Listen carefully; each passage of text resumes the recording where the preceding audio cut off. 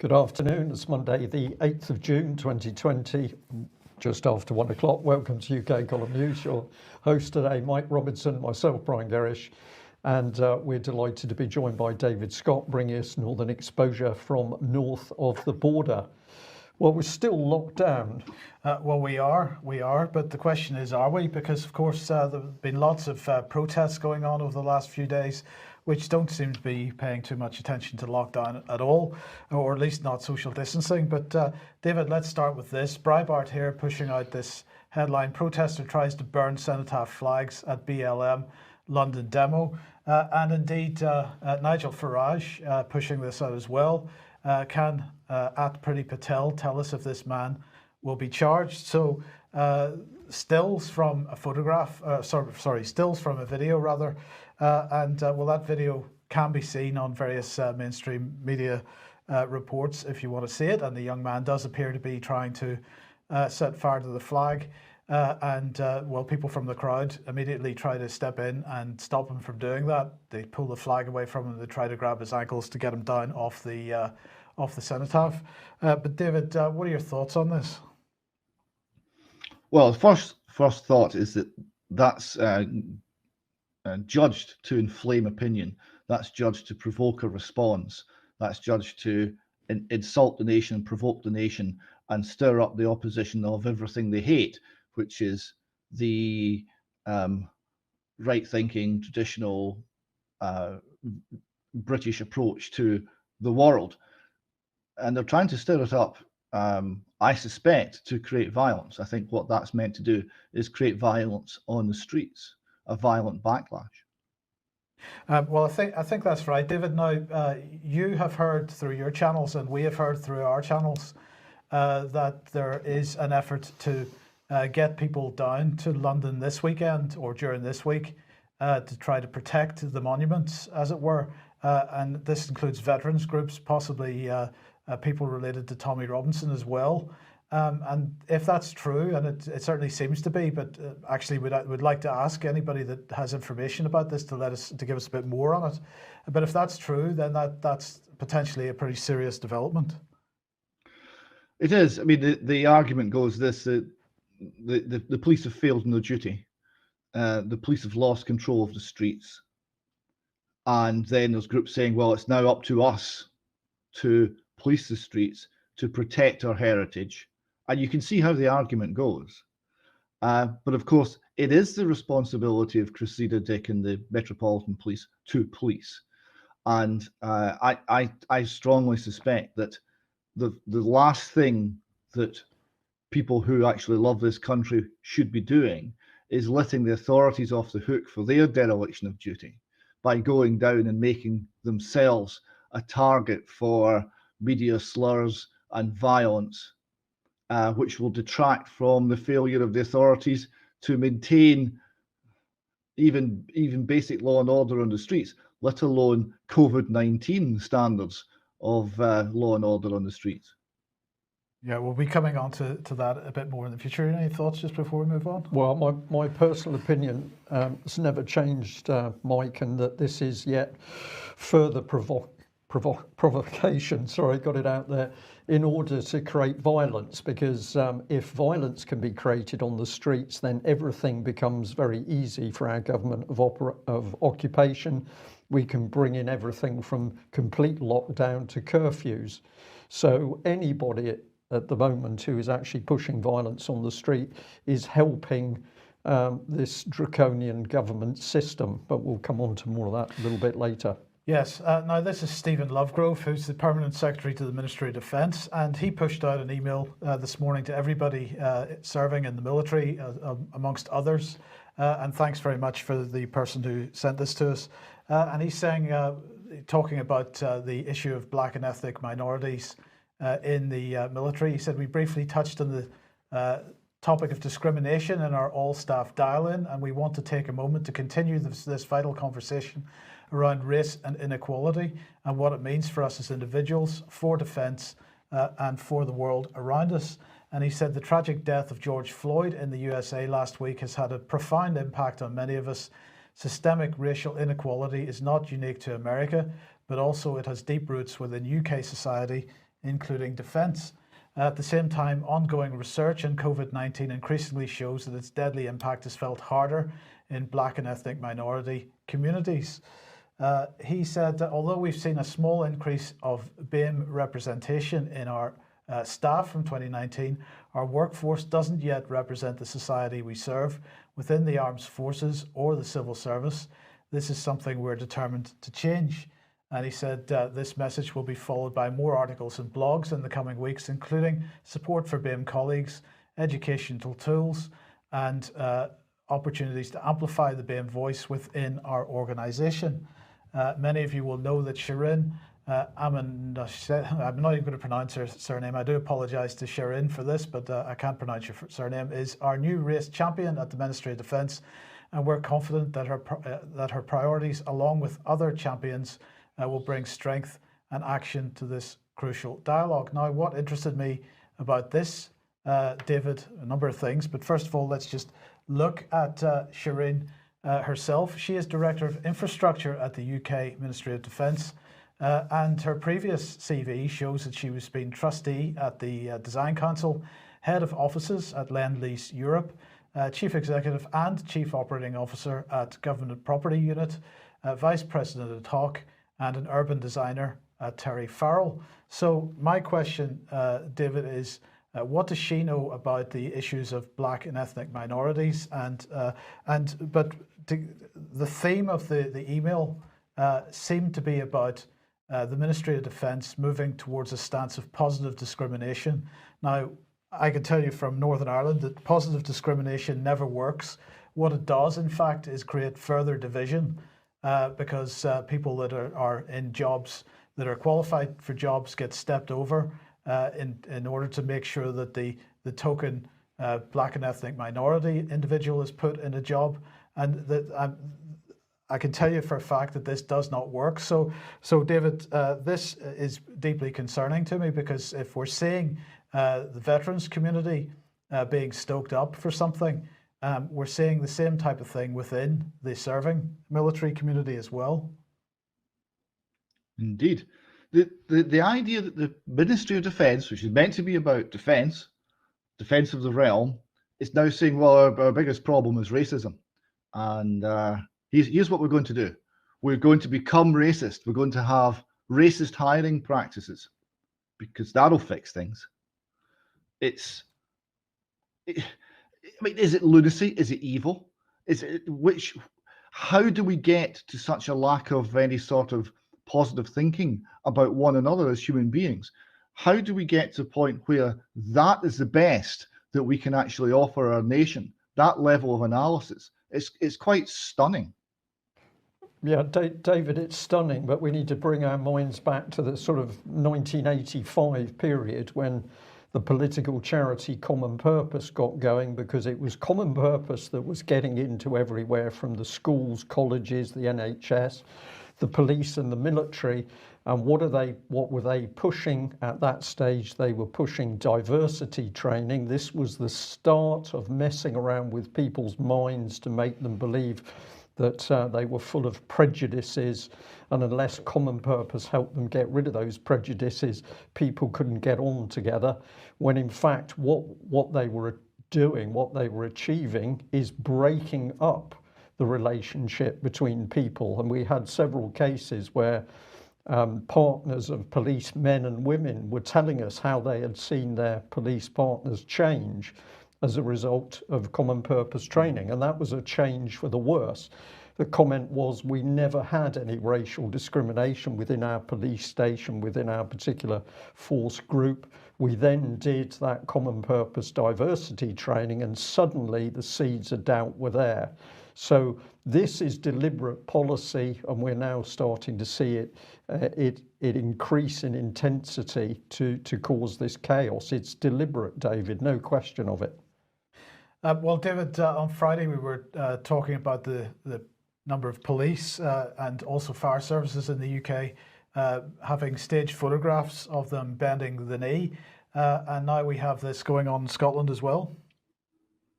Yes, here we see a senior officer from Ayrshire leading two colleagues, and he's what you would call BAME, and the colleagues are both a man and a woman and suitably diverse, and it's all very beautifully staged. And here he is kneeling. So what's he kneeling for? It seems a very strange thing to be doing. Our police officers who are meant to be protecting us are outside kneeling on behalf of, well, we're not quite sure. So I asked Police Scotland whether this had their support, whether there'd be any advice given to these officers or disciplinary action or what. Well, here's the response. This is from Chief Constable Kenny MacDonald.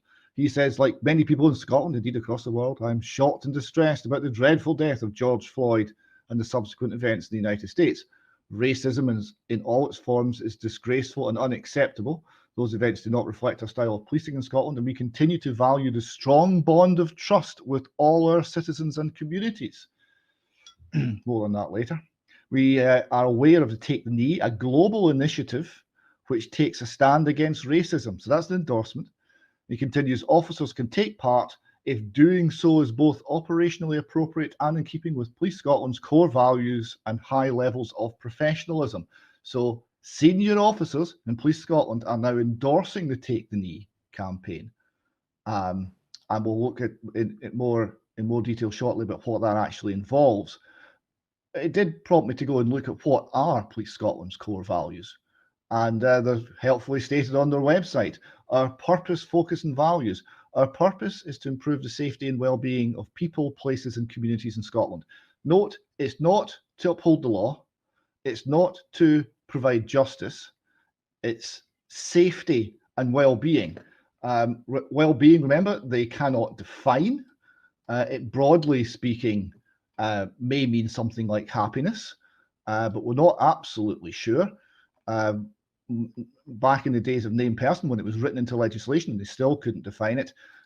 Nick Marks of the New Economics Foundation, he came up with the definition. Well-being is not a beach you can go and lie on. It's a sort of dynamic dance, and there's movement in that all the time, and it's the functionality of that movement which is true well-being. That's still the best definition we have, and yet that's Police Scotland's purpose. Their focus is to keep people safe, not to uphold the law, to keep people safe. Remember the quote about if you give up liberty for safety, you'll get neither? Police Scotland are only about keeping people safe. And then they talk about integrity, fairness, and respect. More on that in extra time.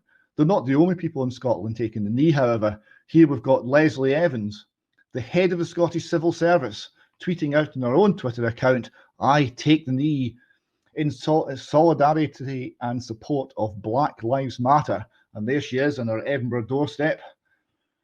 Now, this is the woman who was intimately involved in the prosecution of Alex Salmond, which looks ever more like a political show trial, and who refused to answer straightforward questions from Robert Greene about his persecution at the hands of the Scottish state. It wasn't that she gave answers we didn't like. She just said, I've been told not to speak to you. She couldn't answer the questions and just went into hiding. That's the quality of the person running the Scottish Civil Service. Now she's out kneeling, but again, what's she kneeling to? What's she given submission to? We don't really know. But it's okay, because in Scotland, we've still been told it's all about COVID. COVID's a big threat. Don't go out. Stay 2 meters apart. Wear a face covering. We're now going to be masked. Wear a face covering in enclosed spaces. Wash your hands regularly. Stay at home if you have symptoms. So COVID's the big threat.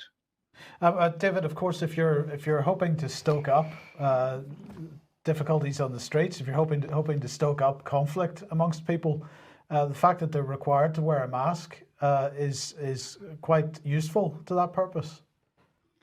It's remarkably convenient, and of course, at the same time as Police Scotland and the Scottish Government are putting out all of this, stay away from everybody else, be afraid of everybody because COVID's going to get you.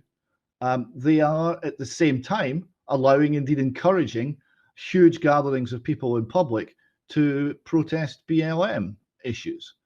And we've got a little bit of video here where a member of the public in Scotland went up to police, some of these Scottish police officers, and asked them about this contradiction. Under full enforcement, yeah.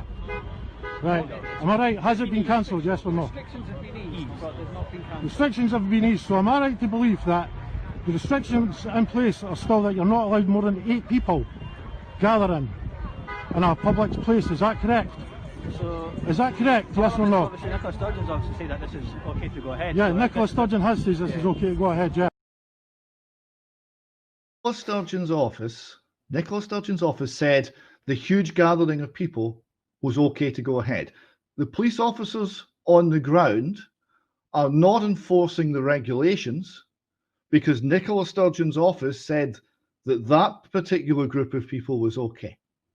So I have a question for you, gentlemen. Does that mean that Nicola Sturgeon's office is now in operational control of Police Scotland?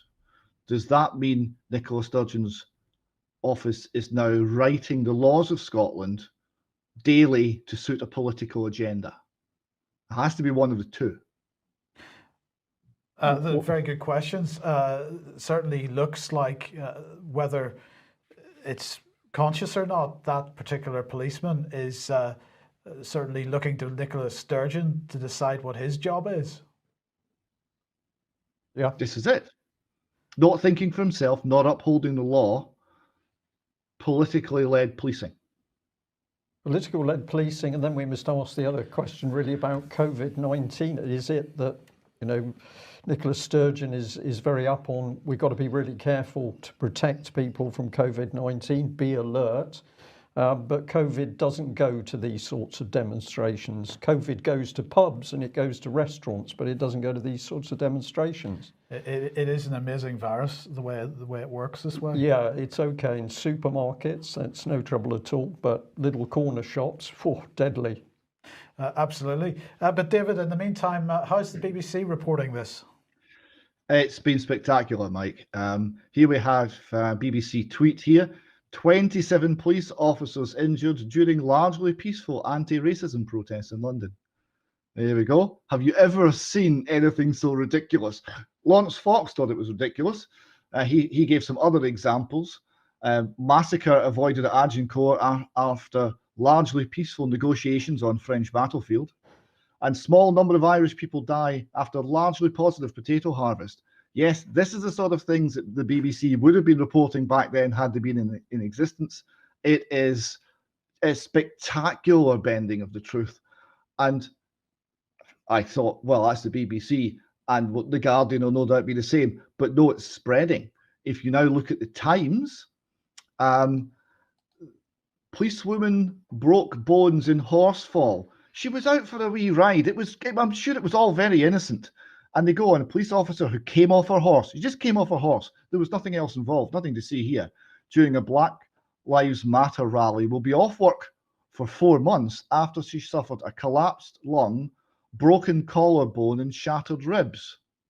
Now, they're not really highlighting the fact that the horse bolted because someone threw a bicycle at it in the middle of a riot. No, she just came off her horse. So the Times are up to this as well.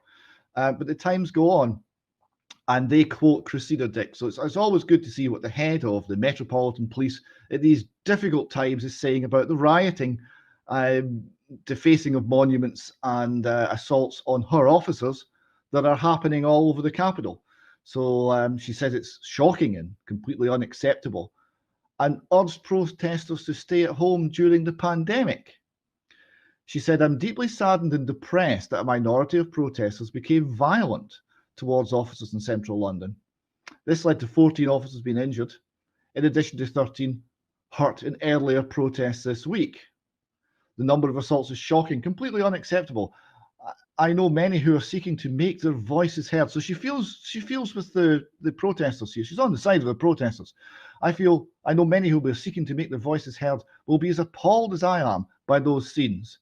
There's no place for violence in our city. I would urge protesters to please find another way to make your views heard, which does not involve coming out onto the streets of London, risking yourself, your families, and officers as we continue to face this deadly virus. So it's all about COVID, or maybe she's talking about another virus. Maybe the deadly virus is something else entirely, something that's been spread by the media, for example, by the media and by local authorities, because they're getting involved as well. Here we see Bristol City Council are tweeting out, take the knee. What are they kneeling about? They don't say what they're bowing down before, really. But the City Council regards it's not about schools and keeping the roads in good order and making sure the bins are emptied. No, they're about political messaging in a nice shade of black, red, and white, by the way. We've seen those colours before, to get people at one another's throats and to support Black Lives Matter. And what's Black Lives Matter?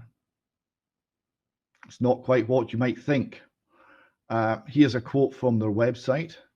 We disrupt the Western prescribed nuclear family structure requirement by supporting each other as extended families and villages that collectively care for one another, especially our children, to the degree that mothers, parents, and children are comfortable. We foster a queer affirming network. When we gather, we do so with the intention of freeing ourselves from the tight grip of heteronormative thinking, or rather the belief that all the world are heterosexual unless he or they disclose otherwise. So this is extreme leftism. This is destroy the family, first rule of communism, destroy the family. It's bringing in queer theory, it's bringing in collectivism, and it's taking out the family unit, because the family unit is genuine diversity. It's not about diversity, it's about uniformity, and they're going to achieve that by, first and foremost, destroying the family. And this is one of the things that has struck me about this whole exercise since the killing of Floyd.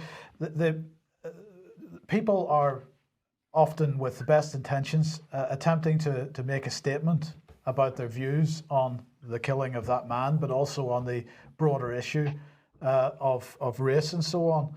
They don't really grasp what it is that is actually going on here. We've got protests which are being organized by an organization which actually doesn't seem to be about race or the issues of race. It's about globalist policy. Again, the same types of globalist policy that we're seeing being pushed through our schools, David.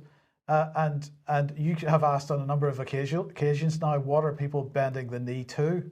And it seems that whether it be clapping for the NHS or bending the knee or whatever the gesture is, PR companies and vested interests are pushing forward ritualistic behavior in people, which has a psychological effect, but people don't really understand what it is that the ritual is about.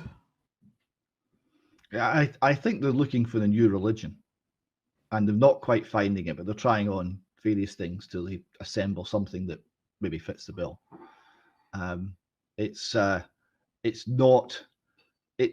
that is appearing because of a void.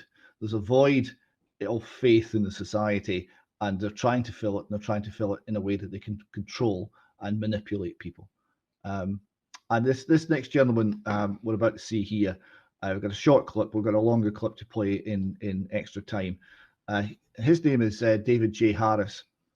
He's an American commentator and a supporter of what you would call traditional values, Christian family man, likes Donald Trump, wants to drain the swamp, and this is how he sees what the kneeling is all about.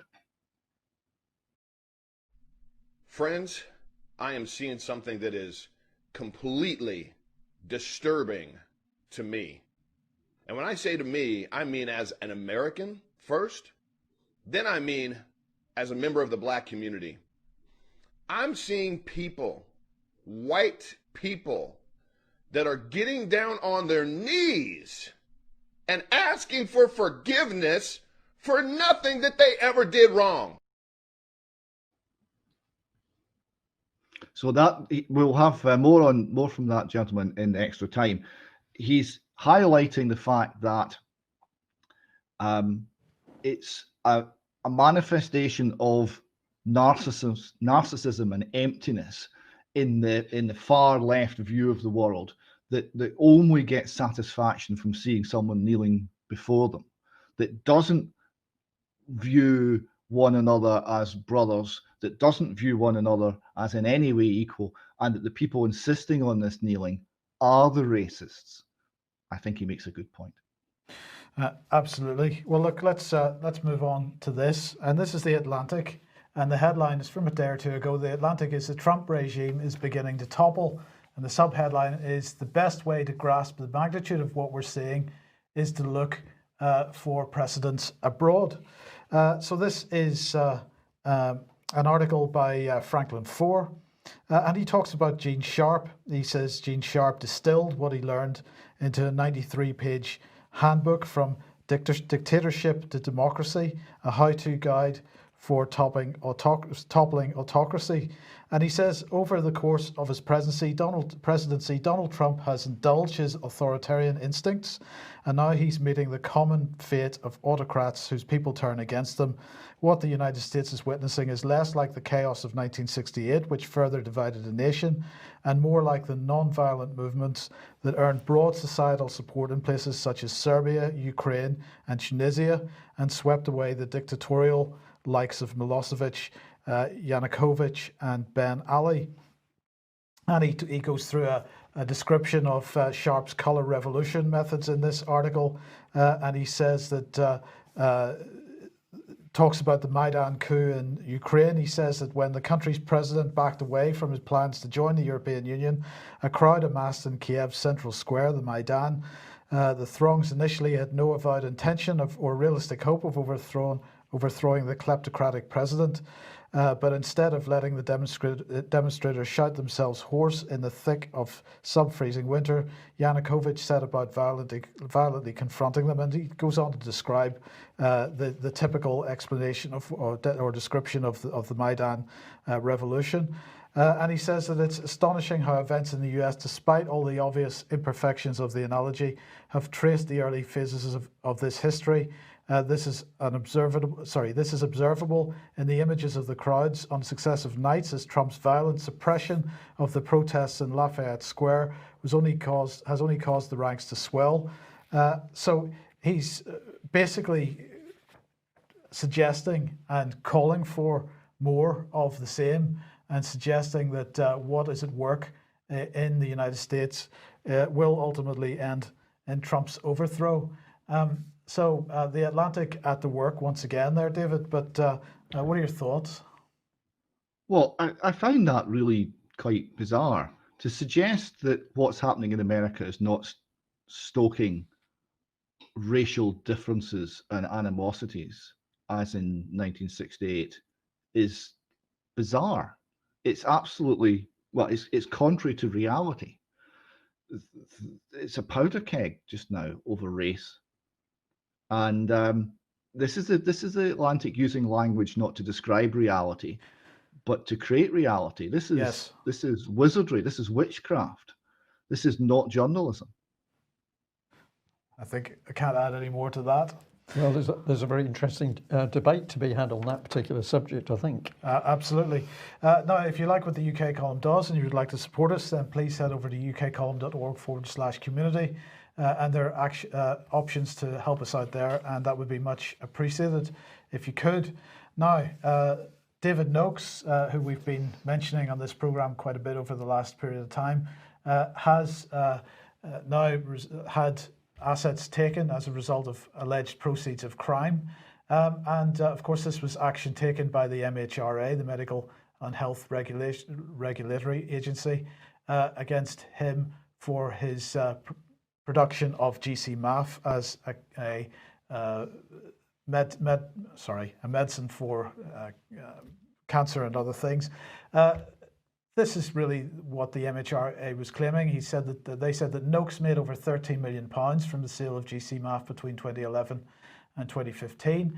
They also claimed that they seized at the end of the thing, they seized more than 10,000 vials of GC-MAF, which Noakes could have sold for £5.5 million. And so as a result of the final court hearing last week, £1.349 million confiscation order, which means that identified assets will be realised, as they say, and paid to the Home Office for distribution under the proceeds of Crime Act 2002 incentivization scheme.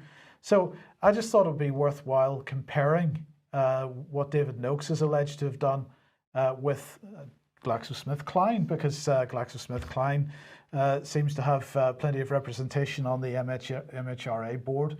So let's have a look. David Noakes, sales from GCMAF, apparently £13 million. If we just take one of GSK's medicines, Paxil, they sold $11.7 billion worth of Paxil. David Noakes killed or injured no people with GCMAF, whereas GSK injured and killed, well, thousands of people, not so many deaths, mostly injuries with Paxil. David Noakes had no pounds paid out in civil claims as a result of GCMAF usage, but GSK had to pay out $3 billion in civil claims over Paxil, and that's just one of their medications. So David Noakes, apparently, as we know, still in prison in Exeter, awaiting extradition to France, for where more charges are going to be brought, apparently on the same topic, so double jeopardy at work there. If anybody wants to write to David and offer a little bit of support, then his prison number is A7081DY, and he's at HMP Exeter, 30 New North Road, and that's in Exeter, EX4 4EX. Well, David, I don't know whether you want to comment on this, but you know, I find the MHRA's position on what they've done to David Noakes absolutely disgraceful and untenable, really. It's completely untenable. But this is the thing, it's all about what is fascism or crony capitalism. I was seeing a video by Dominic Frisby saying crony capitalism will not be tolerated, and he was listing some examples.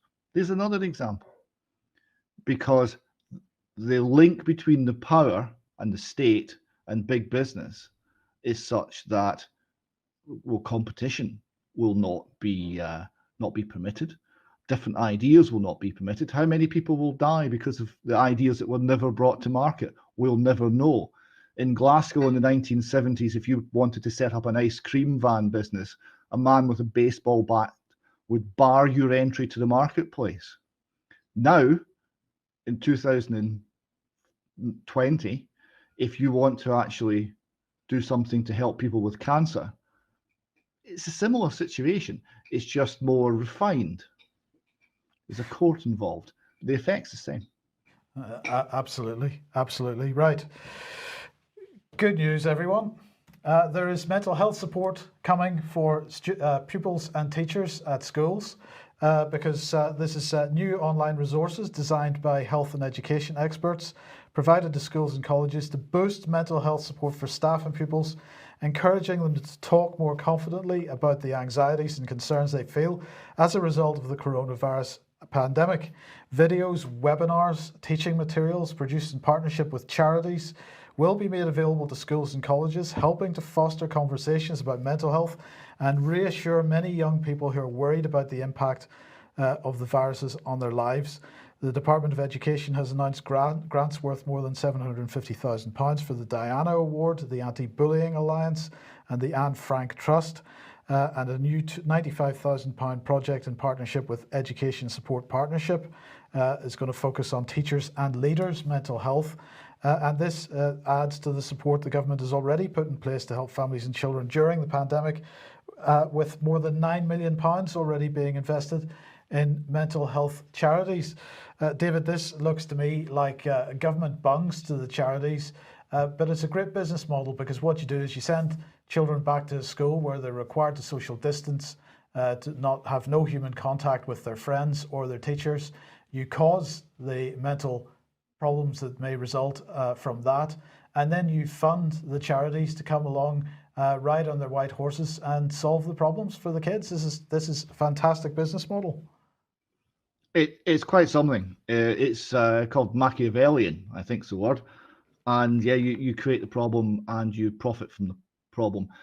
And the purchase of the charities, we've seen this in Scotland a lot, the purchase of the loyalty of the charities via state funding is close to absolute. It makes them, for all practical purposes, an extension of the state, and it provides the bolstering to the state narrative. Because whenever challenged, the state will say, well, look at all these charities. They're charities. They must be good because they're charities. They all support us. We must be right. We must be good. And voices which are raised in objection to harmful and dangerous laws are silenced by this. They're silenced by the bought and paid for charities, and instead of being listened to. Again, a little bit more on that particular subject, hopefully in a couple of minutes. Okay, and just briefly on the quarantine then, of course it begins today. Anybody coming into the UK is going to be required to self-isolate for 14 days. Well, you have to give your mobile phone number or some kind of contact details to the border officials when you come in to the country, and then you're possibly going to face fines of up to £1,000 if you break the rules. Boris Johnson, in the meantime, is trying to organise an air bridge, as he's describing it, to allow holidaymakers to travel to the EU without having to go through quarantine from mid-July. But as usual, the rules aren't entirely clear. We'll come on to that a little bit more in a second. But in the meantime, the BA, Ryanair, EasyJet now all getting together in an effort to bring some legal action against the government against this quarantine. Them and plus 500 or so travel and hospitality businesses bringing some legal action. The three airlines have sent a pre-action letter to the government challenging the new rules, and they've set up a group called Quash Quarantine, which they hope to operate through to bring this legal action. Michael O'Leary from Ryanair said to the BBC, you could be in Sainsbury's, you could be on the beach, you could be on the golf course. In the unlikely event that the Home Office calls you, all they will have is a mobile number. So he's complaining that people really don't know where you are if they make a phone call to you.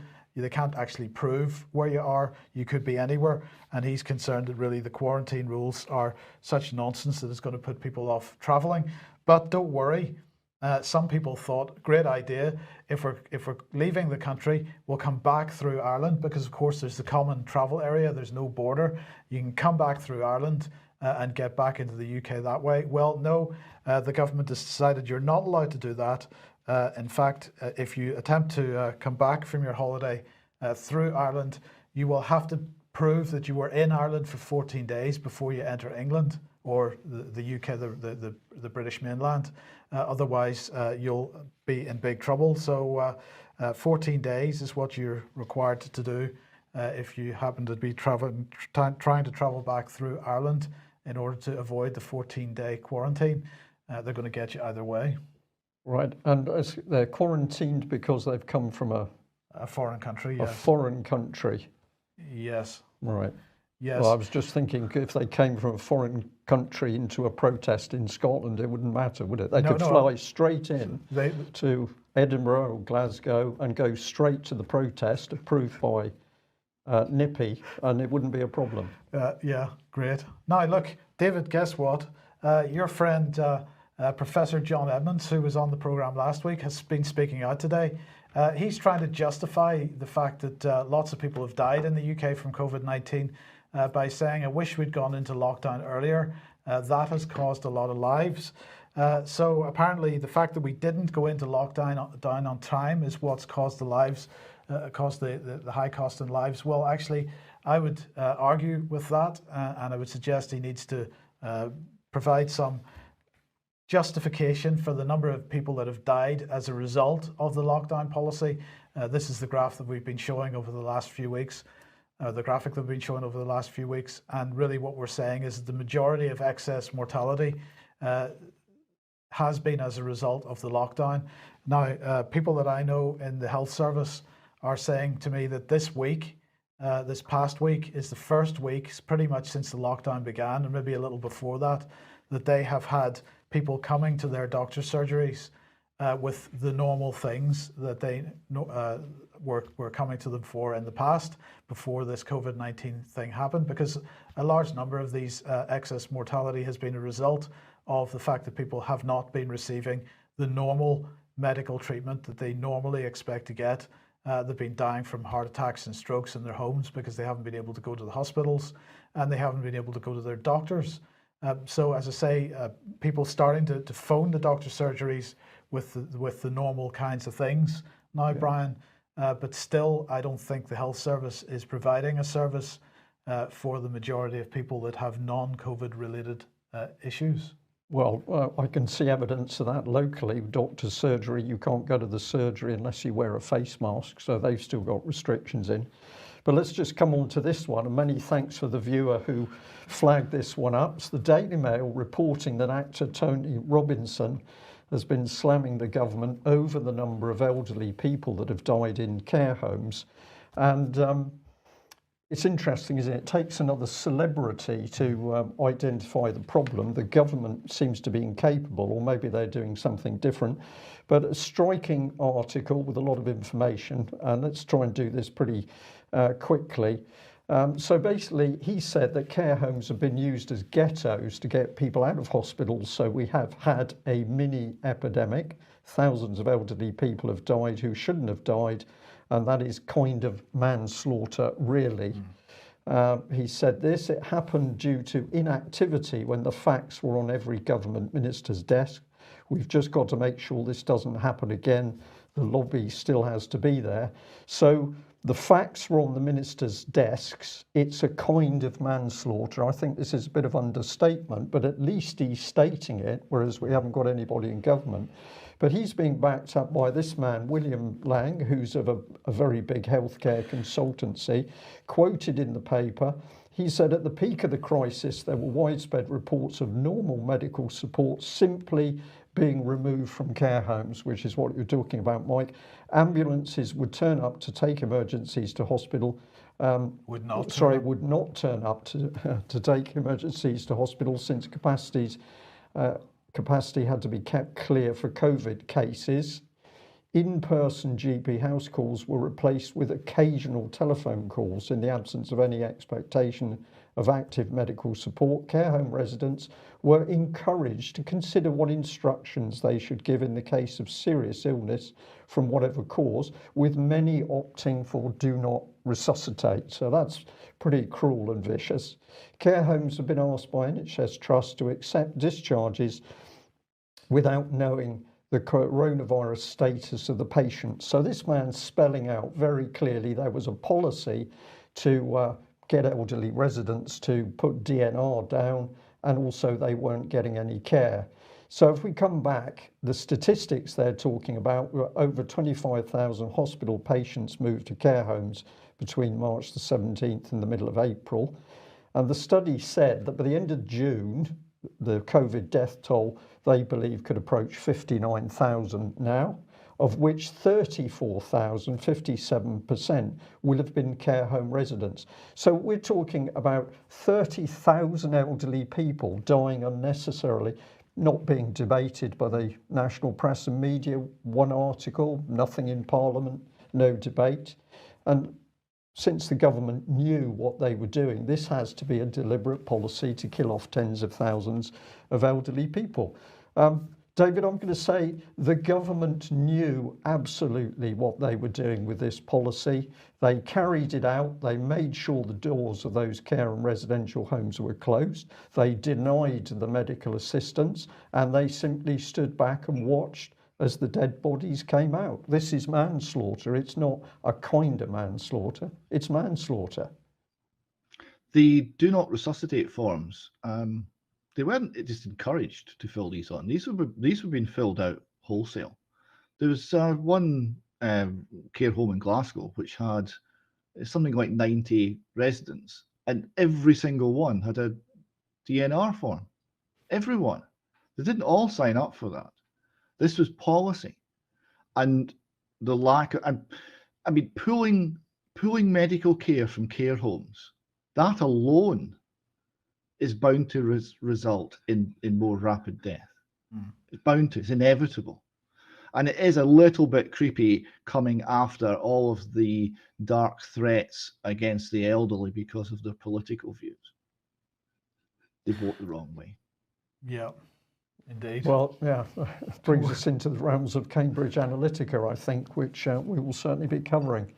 Okay, so let's have a look at this, David. Now, you mentioned this to me at the end of last week, but coronavirus in Scotland stare down shoppers who don't wear face masks, says Minister. This is in the Times, and this is Mike Russell, the Scottish Constitution Secretary, who's basically saying that people should stare down anybody who goes shopping without a mask on. Well, I just wanted to remind everybody, of course, that the SPI-B, the Sage Behavioural Subcommittee, what they said in their various reports, saying a substantial number of people still do not feel sufficiently personally threatened. The perceived level of personal threat needs to be increased amongst those who are complacent, using hard-hitting emotional messaging. And they also went on to say that social disapproval from one's community can play an important role in preventing antisocial behaviour or discouraging failure to enact pro-social behaviour. So, David, I'm going to suggest that that's exactly what Mike Russell is doing, encouraging social disapproval. He has clearly read the SPI-B or has taken advice from SPI-B and has decided to implement it. It's one of the strange things about Scottish politics. The nationalists talk about Westminster bad and oh, it's London's fault and it's not us and it's those nasty English Tories. And still, remarkably, they adopt the policies. It's wholeheartedly. They do the same in defence, right? They're backing the whole fusion doctrine. And here we have, I mean, Brian's talked often about the film and book, The Men Who Stare at Goats. Now we've got the MSP who stares at shoppers. I put it to you, Mike, that if Mike Russell stared at you, you would feel personally threatened. He's got that kind of aura about him. And here we have, they're putting in a really intense way, exactly what's coming out of the Cabinet Office, the Sedwell clique, the think tanks in London. It's simply a distraction for the Scottish people to put it through this filter of the SNP, which doesn't appear to do anything or mean anything, in order to give it a tartan fringe. Some tartan fringe. Well, we're very, very tight for time, but let's get this in at the end of the news, because COVID, what's it all about? Where's it heading us for? Why all the violence and chaos now coming in? We're going to put it to our viewers and listeners that this is about the Great Reset.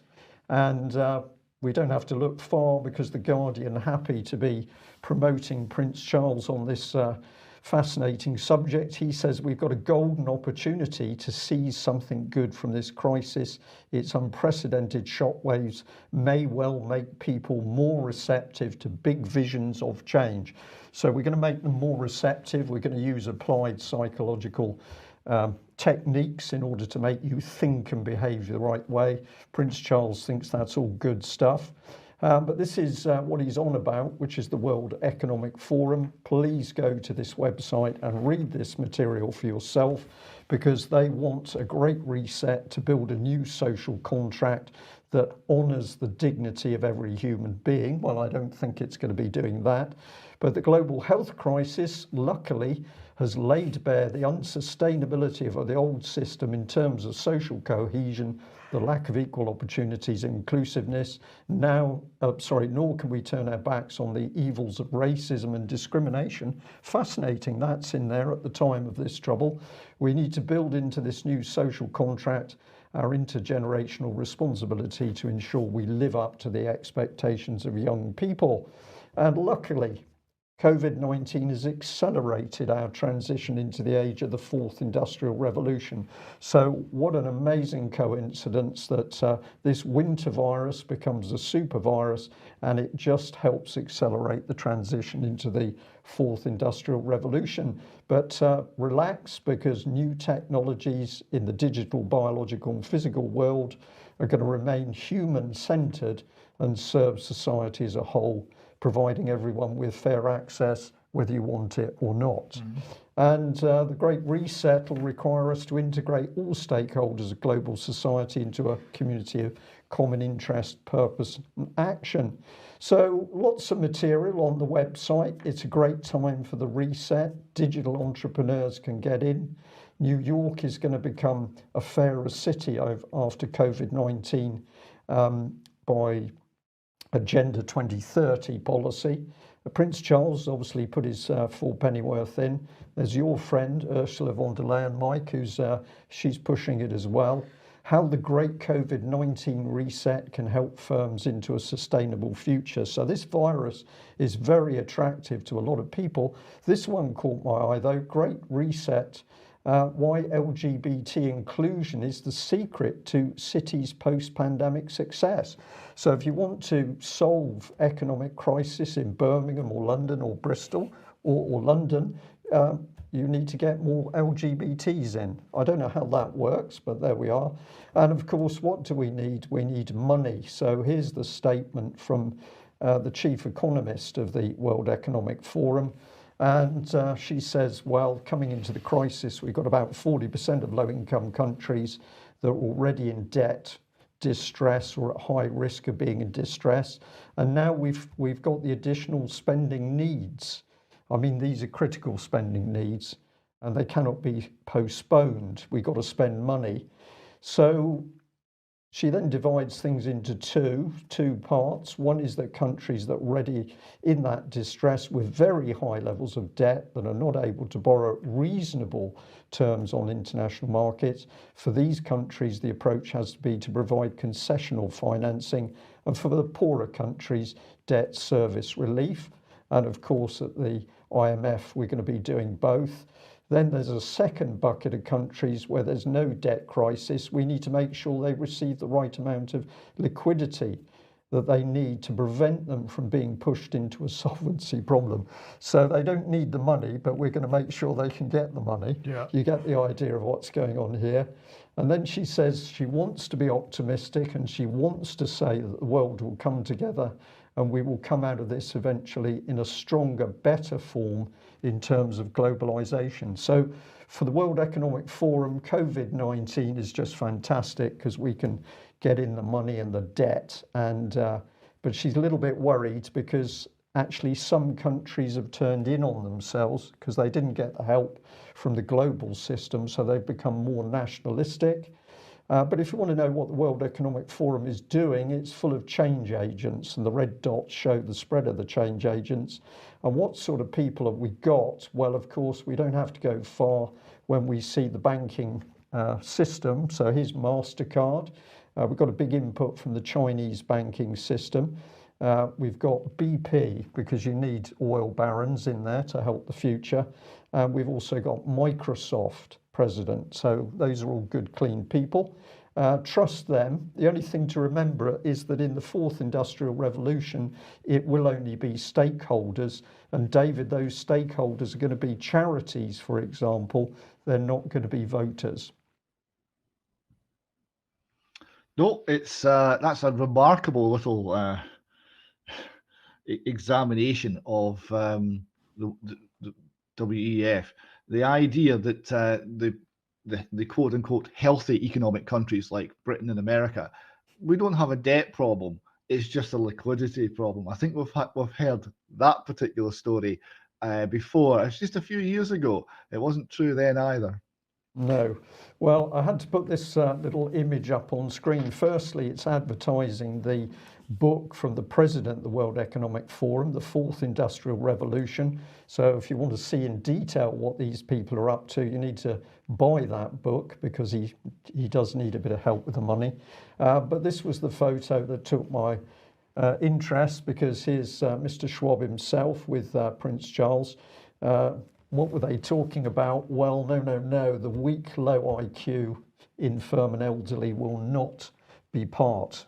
Well, of course, we don't know what he was saying, but I think they were basically saying that the weak, the low IQ, the infirm, the elderly, the vulnerable will not be part of the fourth industrial revolution. And David, we're just going to end with this this little meme that's been doing the rounds. Yes, I liked this because I thought this little meme spoke of a few bigger truths here. So we see the complete carnage that the lack of policing in London has caused. There's mayhem in the streets. There's bits of horses running around all over the place, and superimposed in it, we've got a smiling Cressida Dick looking benignly at the scene which she has created, and beside her, the Mayor of London, Sadiq Khan, who someone has somewhat unkindly suggested is in fact a bit of a donkey. I thought both of those things were very interesting comments. And we better just remind viewers and listeners that Cressida Dick, of course, heavily common purpose trained, so she was reframed very early on, and then we saw a meteoric rise through the police. So if you want to know what a future leader is like, somebody who's prepared to lead outside authority, that is what common purpose train their leaders to do. Cressida Dick is one of their senior leaders. Absolutely. Yeah, we'll leave it there. Thanks very much for joining us, David. Thank you to our viewers and listeners. And if you're not already a subscriber, please consider subscribing to UK Column and or making a donation. We can only do what we do with your help and support. Thanks for joining us. Bye-bye.